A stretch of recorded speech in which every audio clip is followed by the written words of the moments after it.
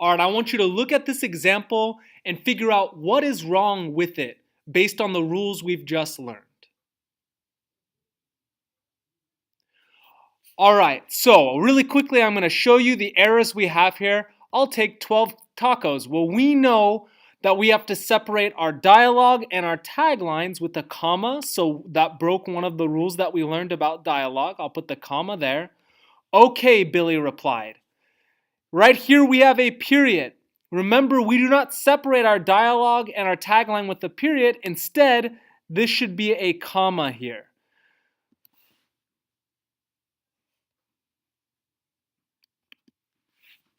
All right, we have another example here of some dialogue. I want you to take a look at your notes and then take a look at the example and figure out what is wrong with this example here.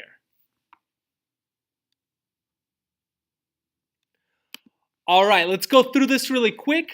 Hey, said Timmy. Well, it looks like it's following the first rule, or at least one of the rules here. Look, it started a new paragraph and indented it.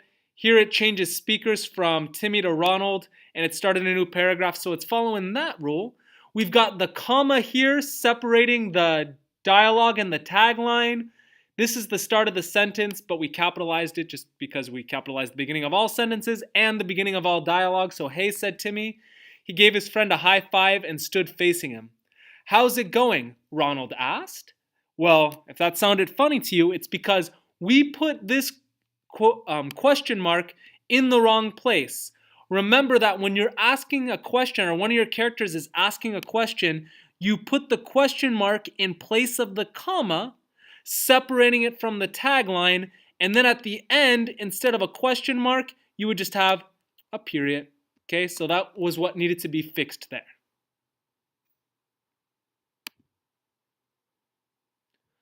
All right, one more example that I'm going to have you look at and figure out what is wrong. We've got this example where two characters are speaking here. There are a few mistakes. I want you to check it out and see what are the mistakes here.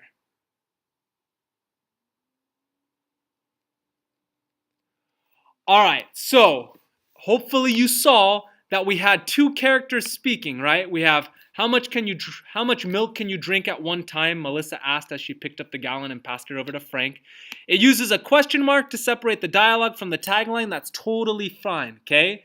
But then it switches to Frank speaking. Frank took the gallon, put it to his mouth, and said, this is a character other than Melissa speaking, so this should be a new paragraph. We should have started a new paragraph with it.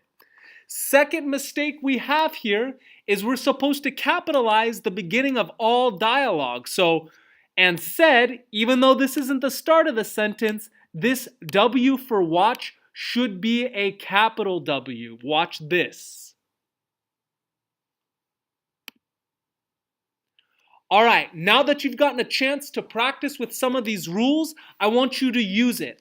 I want you to create in that use it box on your notes a conversation where you either succeed or fail, depending on your mood, at asking your dream date to the prom. So take a moment, you're going to fill in that use it box.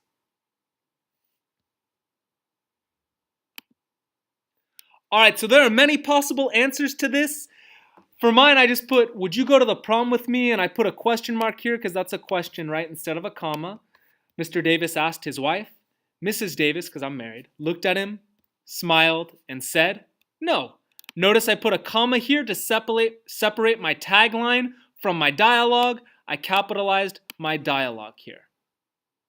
If you struggled with this lesson, have your teacher come over and check your use it box to make sure you did it correctly. Here are a few more examples. This one is an example of when you have a character say more than one line before you switch to the next. So how much time do we have? Sheila asked. I don't think I can finish all the classwork before the end of class. I think, and now it's switching to Lisa. So look, we started a new paragraph here because we switched over to Lisa. Lisa said, looking at the clock, you can see here I've got a comma separating this dialogue from the tagline. And then this is one of an example of a tagline that comes in the middle of the dialogue. You can do this too. It's a little bit fancier. So I think, Lisa said, looking at the clock, and then we've got another comma here, about 15 more minutes. So that's just a more complicated way of doing dialogue. It's a little bit more stylish if you'd like to punctuate it that way. Your job now. Use dialogue to add style and flair to your narrative writing. Let me underline that, narrative. So if you're doing an argumentative or an expository piece, our dialogue does not usually belong in those. Should I use dialogue in my narrative? The student asked Mr. Davis. Yeah, Mr. Davis replied, but don't overdo it, Jimmy. And let me put on some quotation marks because that was missing.